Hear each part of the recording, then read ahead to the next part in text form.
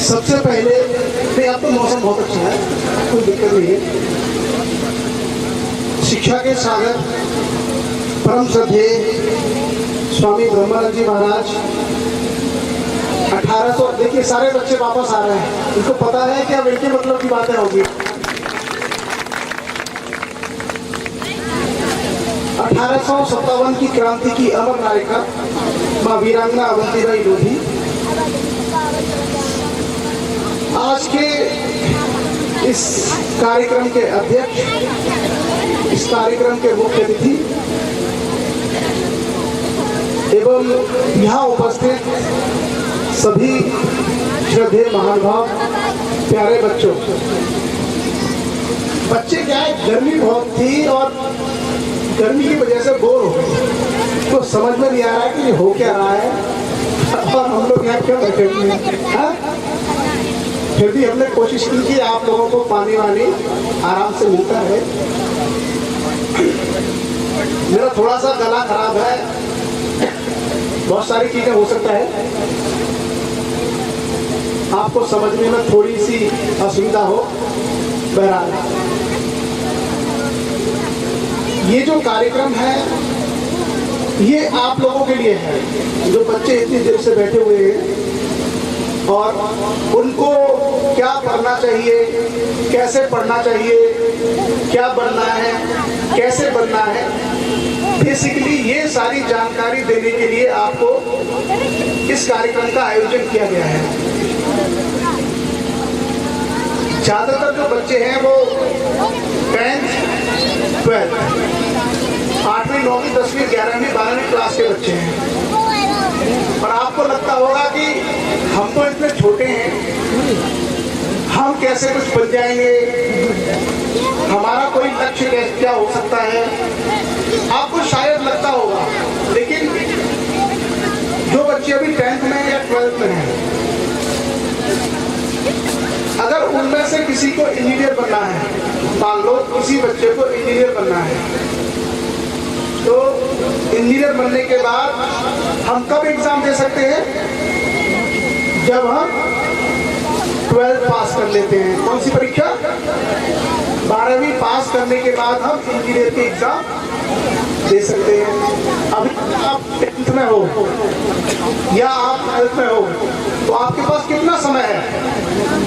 आपके पास ज्यादा समय नहीं है। तो जो बच्चे यहाँ पर बैठे हैं 9th में, 10th में, 11th में, 12th में, उन लोगों के पास ज्यादा समय नहीं है अपने कैरियर के बारे में सोचने के लिए और उसके लिए तैयारी करने के लिए।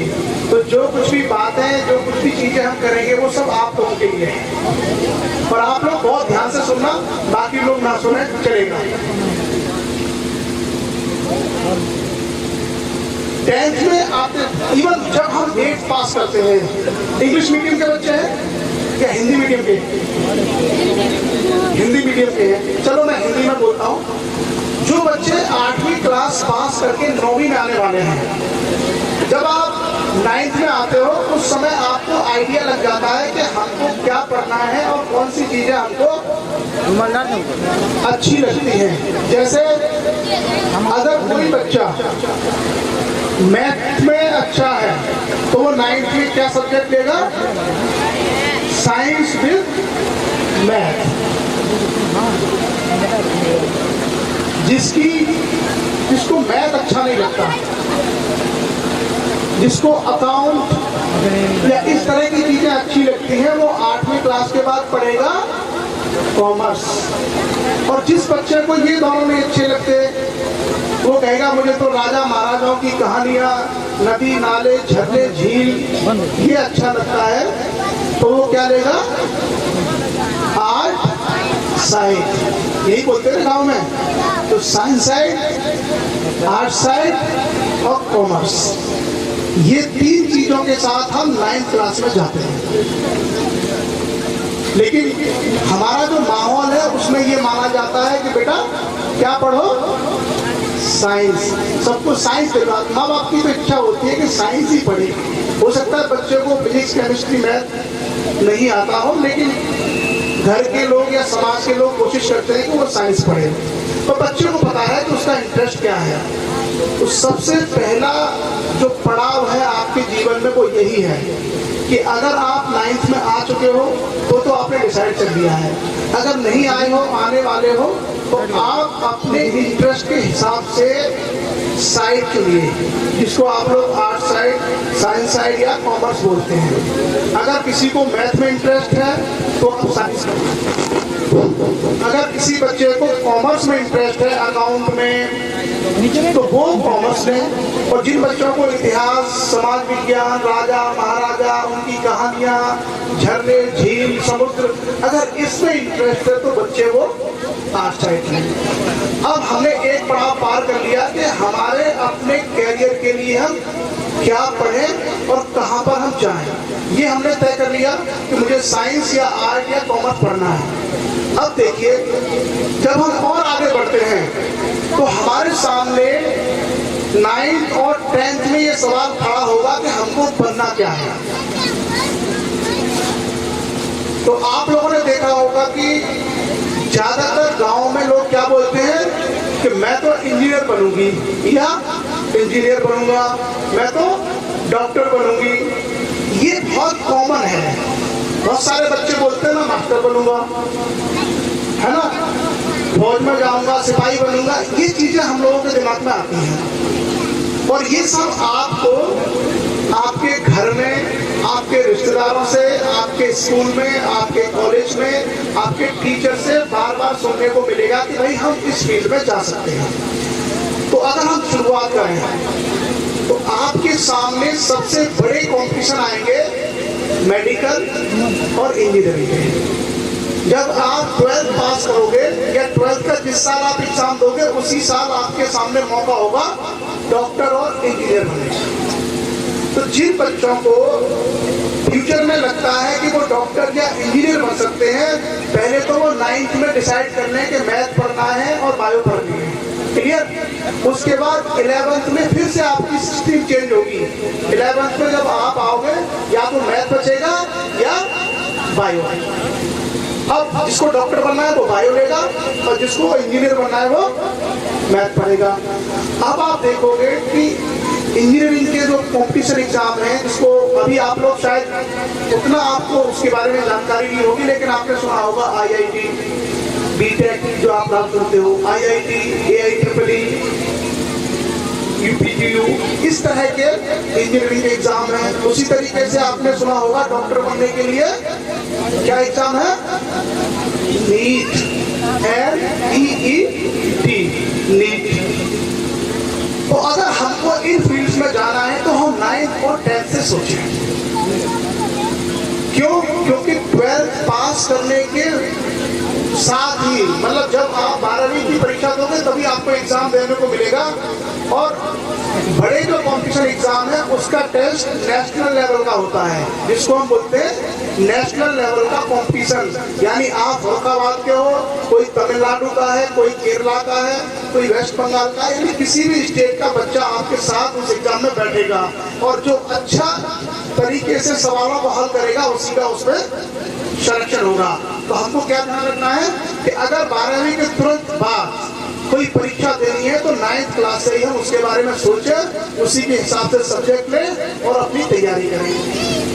सब्जेक्ट की जानकारी आपको किसी भी कोचिंग से मिल जाती है, अच्छी किताबों की जानकारी आपको कोचिंग से मिल जाती है, टीचर्स भी मिल जाते हैं। और जिनकी फैमिली यानी जिनके पेरेंट्स सपोर्ट कर सकते हैं वो बच्चे 11th में या 12th में किसी ऐसे कॉलेज में एडमिशन लें जहाँ उनको क्लास कम जाना पड़े और वो कोई कोचिंग वगैरह कर सकें। ये आपको काफ़ी हेल्प करेगा, क्योंकि हम लोग कॉम्पिटिशन में जा रहे हैं। हम 12वीं या 10th पास करने भी जा रहे हैं। आप 10th 12th तो पास हो ही जाओगे, लेकिन कॉम्पिटिशन में हम तभी आएंगे जब दूसरों से बहुत आगे हैं। वो तभी हो सकता है कि हम उस कॉम्पिटिशन के अकॉर्डिंगली किसी कोचिंग से, किसी टीचर से पढ़ें, उससे जानकारी लें और उसकी गाइडेंस में हम लोग तैयारी करें। एक चीज। अब उसके बाद आता है, ये हमने डिसाइड किया 12th तक के बच्चों के लिए। उसके बाद आपके सामने बहुत सारे कैरियर्स हैं जो बच्चे डिसाइड नहीं कर पाते। जैसे एक आम धारणा है, हम कौन सी क्लास में, 10th में, अब क्या करोगे 12th, उसने 12th कर लिया, उससे पूछोगे अब क्या करोगे, बीए या बीएससी।